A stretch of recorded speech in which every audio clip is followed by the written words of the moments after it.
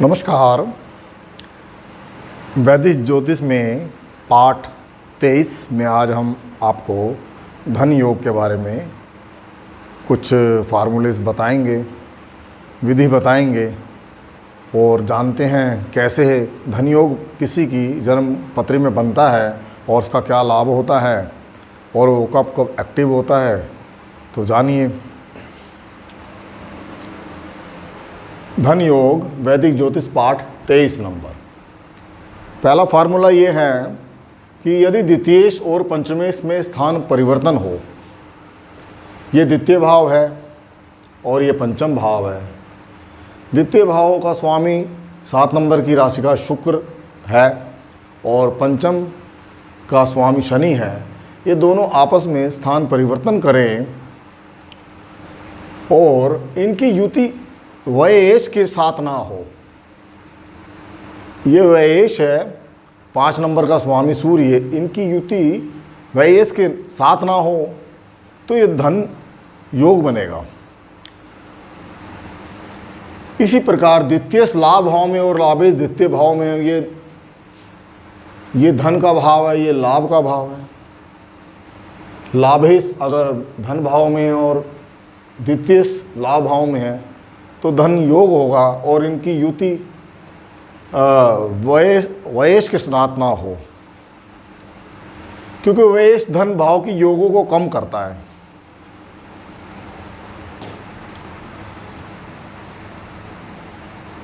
पंचमेश और नवमेश दोनों पंचम भाव में या नवम भाव में हो। द्वितीय और पंचम भाव धनदायक है, इसलिए इन भाव के स्वामी एक दूसरे के भाव में होना धन प्राप्ति का योग बनाएगा।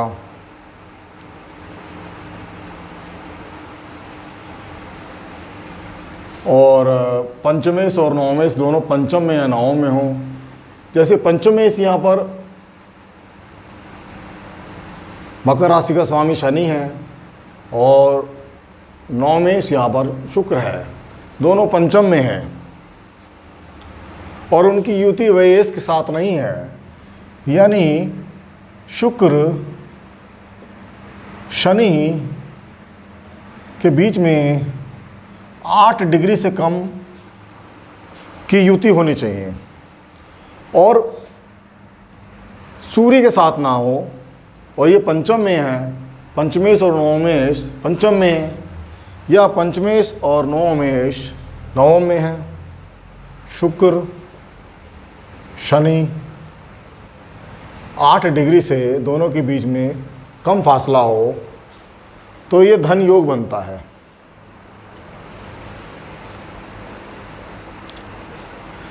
नवम भाव भाग्य का है और धन का भी भाव होता है, मगर द्वितीय धन भाव से अष्टम होकर धन भाव की प्राप्ति को थोड़ा कम करता है। जैसे ये द्वितीय भाव है और धन 9 भाव से ये अष्टम हो जाता है, 1 2 3 4 5 6 7 8, तो थोड़ी प्राप्ति में कमी करता है। नवमेश भी कम से कम नवमेश भी नवम से छठा द्वितीय भाव में जाने पर धन प्राप्ति को कम करेगा। ये देख, यहाँ से भी ये 1 नवमेश 1 2 3 4 5 6, यहाँ से 6 और ये 8, तो ये नवम से छठा होने से भी धन प्राप्ति को थोड़ा कम करता है, लेकिन फिर भी धन योग रहेगा।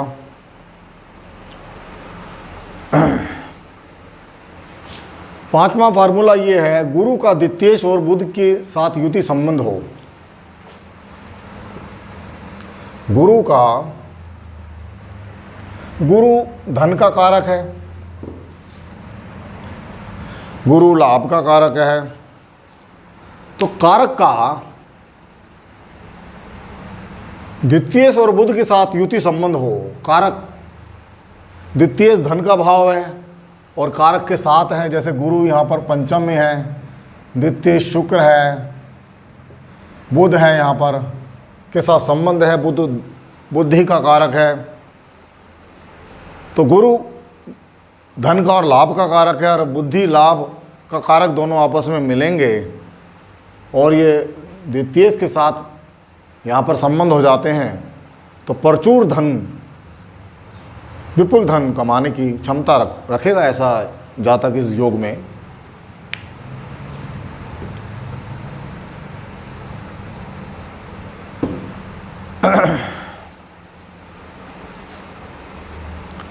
धनेश और धन कारक गुरु दोनों धन देते हैं। बुध का कोई स्वतंत्र फल नहीं होता, इसलिए द्वितीय तथा गुरु की युति में धन वृद्धि करेगा बुध के साथ। और लाभेश और धनेश लगन में हो। लगन भी धन का सूचक होता है। जब तन होगा तो तन से आदमी कार्य करके कमाएगा, और किसी भी 12 भावों में किसी भी भाव के स्वामी का लगन के साथ संबंध होना अच्छा संबंध होना अच्छा है तो उसका फल अच्छा होगा। अगर संबंध अच्छे नहीं है तो फल नहीं देगा। तो लगन भी धन का सूचक है। धनेश लाभेश का होना प्रचुर धन देगा। अगर लाभेश और धनेश लगन में हो, ये चंद्रमा इस पत्री के अनुसार चंद्रमा यहाँ लाभेश है और शुक्र यहाँ धनेश है, दोनों लगन में हैं और दोनों की युति और 8 डिग्री से दोनों के बीच में कम की युति बनती है तो ये प्रचुर धन देगा।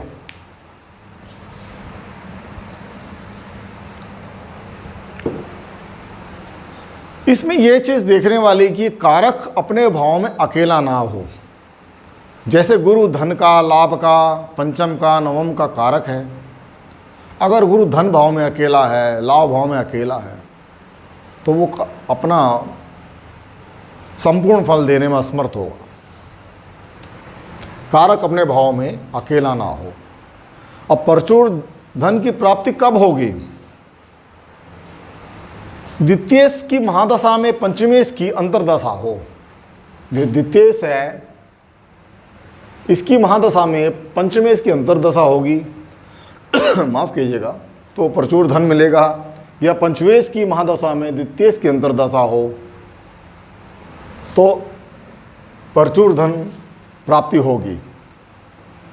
द्वितीयेश की महादशा में लाभेश की अंतर्दशा हो। द्वितीयेश शुक्र है, इसकी महादशा हो। लाभेश यहाँ इस राशि के अनुसार चंद्रमा है, अंतर्दशा हो, या इसके विपरीत लाभेश की अंतर्दशा हो, माफ़ कीजिए लाभेश की महादशा हो और द्वितीयेश की अंतर्दशा हो तो प्रचुर धन मिलेगा। इसके अलावा युति मंगल अगर चतुर्थेश के साथ है तो भूमि से लाभ होता है। मंगल भूमि का कारक है, चतुर्थेश भी भूमि का भाव है, ये भूमि भवन का भाव है, इसका स्वामी चतुर्थेश है, गुरु है और इसके साथ मंगल है, दोनों भाव में है, तो भूमि से प्रचुर लाभ होगा।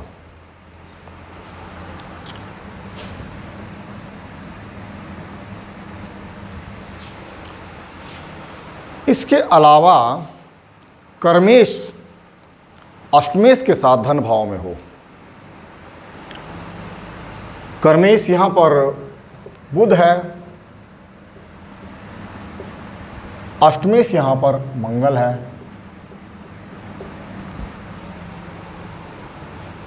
कर्मेश और अष्टमेश अपने भाव को देख रहा है, कर्मेश भी अष्टम को देख रहा है। ये समुद्र पार का भाव है, समुद्री व्यापार से, समुद्र पार वेसल से जो माल मंगाया जाता है उसके व्यापार से लाभ होगा।